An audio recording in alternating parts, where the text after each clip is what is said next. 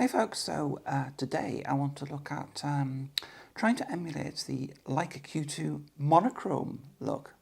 And again, this camera is a very expensive camera, much more so than my X100V, in the same vein as the last film simulation that we looked at. And again, it's a documentary, gritty type image. And as I say, I've got another sample to bring up because obviously I don't own the camera. And you can see that in the blacks of the image, again, it's quite strong in those areas, so you're going to get strong, pronounced shadows. And the whole image has that sort of contrasty look. So how do we get that in a Fujifilm camera with creating a simulation? So what I've done is I've chosen Acros for it, which is the film simulation that Fuji put in their camera film simulations for emulating their Acros film stock. And there are some variations on Acros, the standard Acros, which I think is Acros plus red, Acros plus green, and Acros plus yellow. And it came down to a choice between Acros plus red and Acros plus yellow. And both make the image more contrasty, but Acros plus red really makes the blacks very deep, and it really pushes the highlights to be, so you might blow them out essentially. It really creates a great deal of contrast to the image. Acros plus yellow is kind of a more muted look. It'll look similar, but you'll not get quite, it's compressing the range of images, if you like. So the blacks will not be quite so extreme. Now, I could then use the other settings within the film simulation, which obviously I'll bring the film simulation details up on the screen so you can see what settings I've used. I've also added a weak grain to this to sort of give a sort of filmic look. I've also increased the contrast on this image and the clarity a little.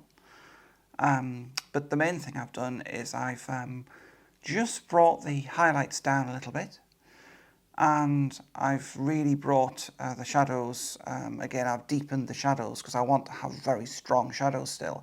So I didn't quite want everything that Acros plus R brings you, and as I say, while I've been talking as normal, I'm bringing up some images here for you to have a look at. I managed to get out down the beach, which is, as I get stronger, recovering from illness. And I cycled down there, and I took some pictures of my bike and some pictures of some people passing by, a little bit of street photography. And I'm really pleased with what you can get straight out of camera. As always, these are straight out of camera. The only thing I've done in a couple of them is I did a crop, but essentially they're direct from the camera other than a crop on one or two of them. I don't tweak them, I don't bring the highlights down in post. The idea behind this exercise with film simulations is to let you play with things out of camera, so you can get exactly what you want and try and emulate that look. So I hope this film simulation has got that Leica-like look. As always, do let me know what you think about the film simulation. Give me ideas in the comments of what future film simulations you want. I'm going to be looking at some old film stock. An article in Amateur Photographer magazine was talking about film stocks and different types of film, and there was one that caught my eye. So the next film simulation video, I'm going to try and emulate that. So we'll be moving back to colour imagery. And I'm not sure what film simulation I'm going to be working with. I don't think it'll be classic chrome though.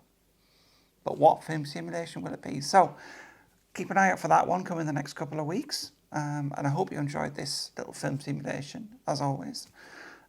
If you did enjoy the video, please drop a like and drop a comment and subscribe to the channel if you want to get future Fuji and other camera related content, because of course I do look at other cameras, and I will be looking at Lumix to see what you can do with those out of camera as well. So I shall see you all soon, folks.